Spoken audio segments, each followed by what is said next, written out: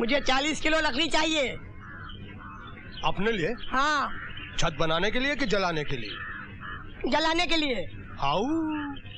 अपनी चिता जलाने के लिए पहले से ही लकड़ियाँ इकट्ठी कर। अबे ओ, मुंह संभाल के बात कर।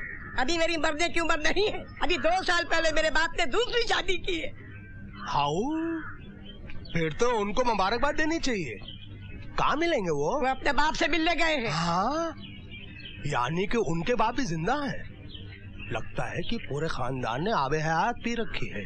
ये पंडित जी आजकल शादी कराने का धंधा बंद कर दिया क्या? अरे उन कमीनों के चक्कर में तो मैं पिटते पिटते बचा हूँ। क्या? चलो चलो लकड़ी वजन करो।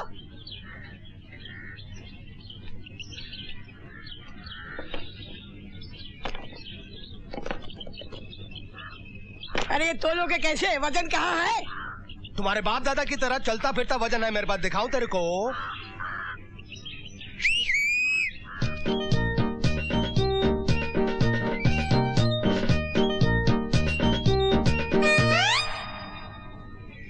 ये बताओ तुम इन्हें वजन की जगह क्यों इस्तेमाल करते हो? ये लोग रात भर जागते रहते हैं।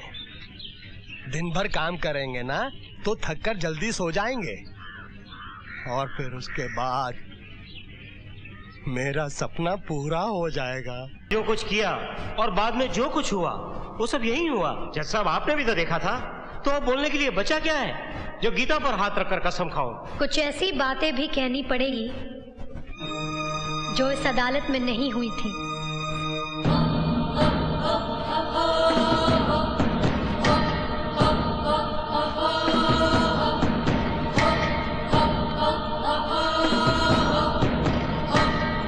हम ठहरे गरीब लोग, हमारे पास न तो दहेज देने के लिए रुपए हैं और न ही वकील की फीस के लिए, इसलिए मैं खुद ही इस केस की पैरवी कर रही हूँ।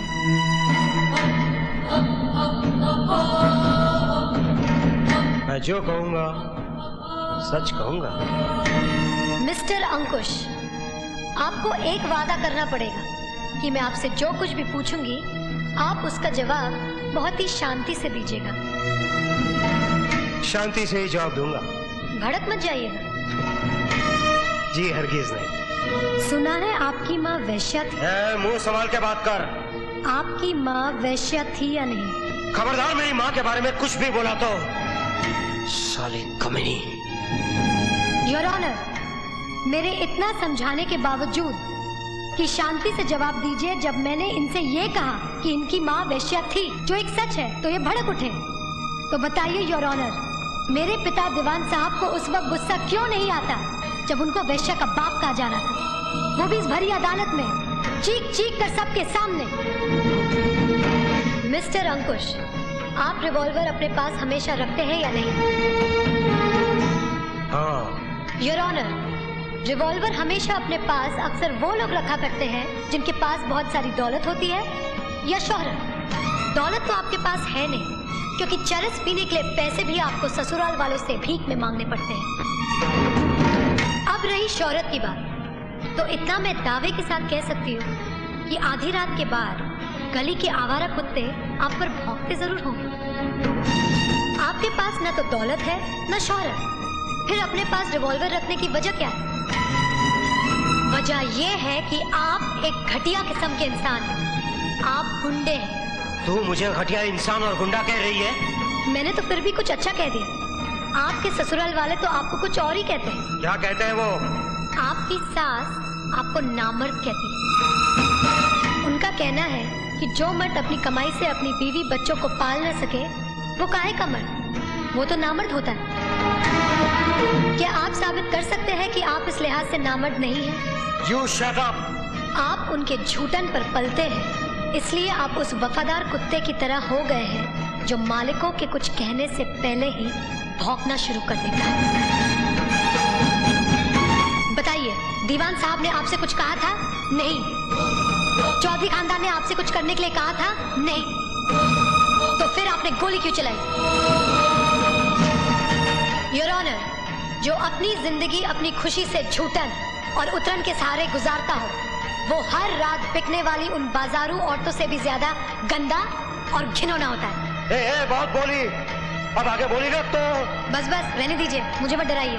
मुझे मालूम है कि दुनिया में ऐसी कोई दवा नहीं बनी है जो आप जैसे नामर्द को मर्द बना सके। हरामजादी, मैं तुझे। ये अदालत है, यहाँ किसी को धमकी देना अदालत की मर्यादा के खिलाफ। अदालत की मर्यादा की ऐसी की तैसी, तेरी तो।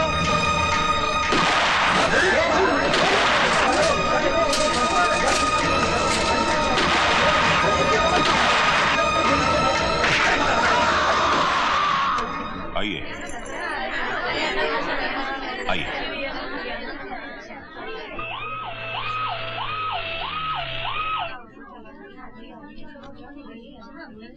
निरंजन चौधरी कौन है? मैं। आइए मेरे साथ।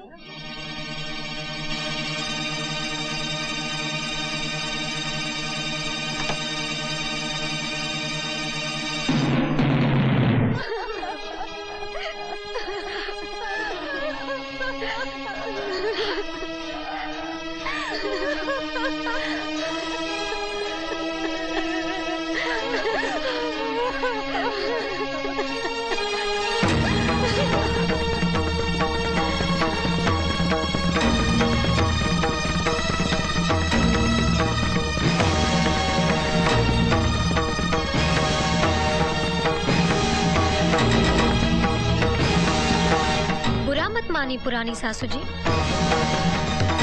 सही चीज सही जगह पहुंच ही जाती है, कोई कुछ भी करे।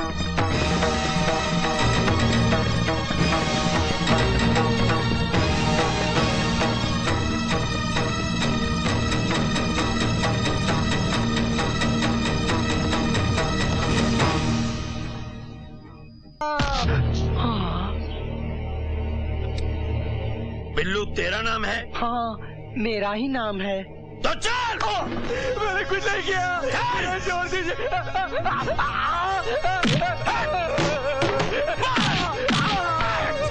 मैं शरीफ आदमी हूँ, हरामी लगता हूँ ना?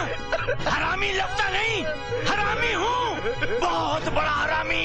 इसने तो मेरी मार खाते ही गूंगे भी ठुमरी गाने लगते हैं। चल चल जल्दी से उगल दे, चल चल।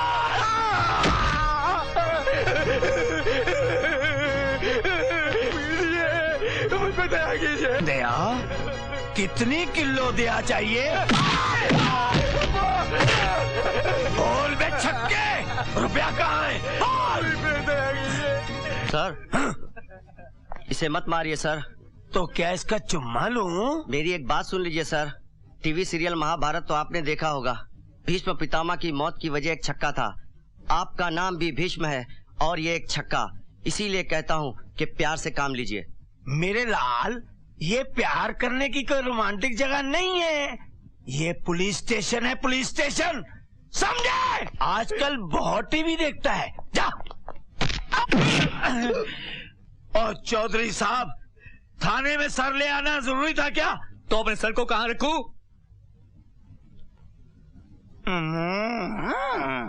लेकिन सर, आप टकले कब से हुए?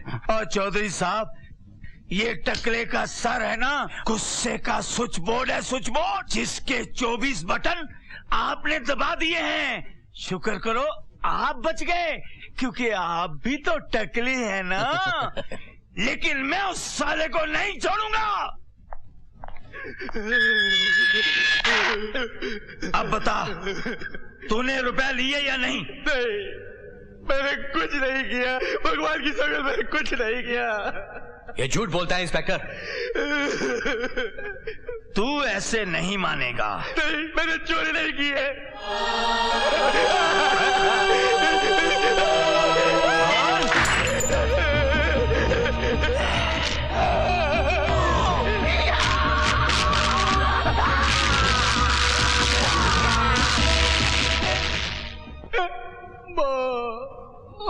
मुखिया, तुम लोगों ने गांव में ये पंचायती विचायती क्या लगा रखी है?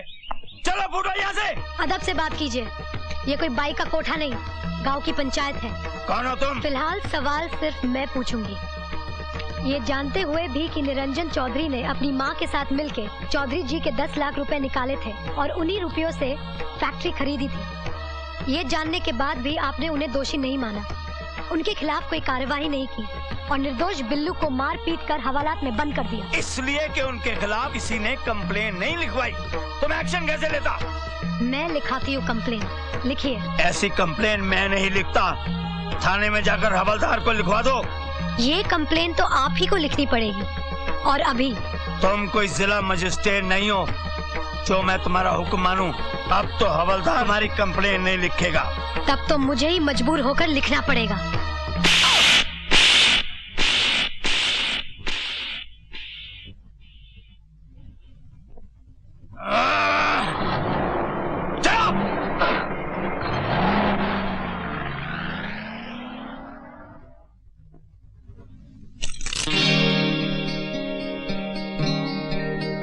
You are under arrest. गांव वालों का प्रेशर है, एक दिन के लिए आपको गिरफ्तार करना ही पड़ेगा।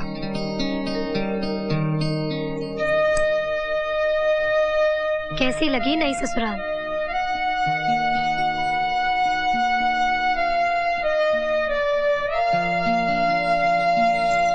सिगरेट जला लीजिए, थोड़ी शांति मिल जाएगी। निरंजन बाबू, आपने जो आग लगाई है वो फूंक मारने से नहीं बुझने वाली। बोल ले जो बोलना है। आज तेरा वक्त है, कल मेरा वक्त भी आएगा। वक्त आएगा?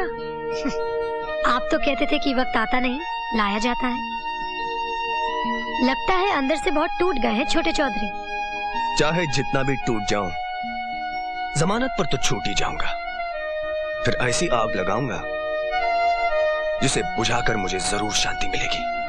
एक बात याद रखिए छोटे चौधरी, जिंदगी का खेल जल्दबाजी से नहीं खेला जाता। जो खेलते हैं वो अनाड़ी होते हैं, और जो अनाड़ी होते हैं वो अपने ही पाँव में कुल्हाड़ी मार लेते हैं। क्या पानी लाऊं आपके लिए एक गिलास? शराब। अरे आग लगे उस इंस्पेक्टर को, मेरे बेटे से पैसे भी खा लिए और उसे गिरफ्तार भी कर लिया। भगवान करे मरने के बाद उसके मुंह में आग देने वाला कोई ना हो। उसकी लाश को चील कौवे कुत्ते नोच नोच के खा जाए, खच खच कीड़े लगे उसको। अरे घबरा मत भाग्यवान, सब ठीक हो जाएगा। अरे क्या ठीक होगा खाक? सामने उस मनूस का चेहरा जो नजर आ गया। अरे सब इसी का किया कराया है। इंस्पेक्टर के अंदर इसी ने जहर भरा होगा। जहर तो नागिन के पास होता है, हम इंसानों के पास तो सिर्फ आंसू हुआ करते हैं। कमीनी।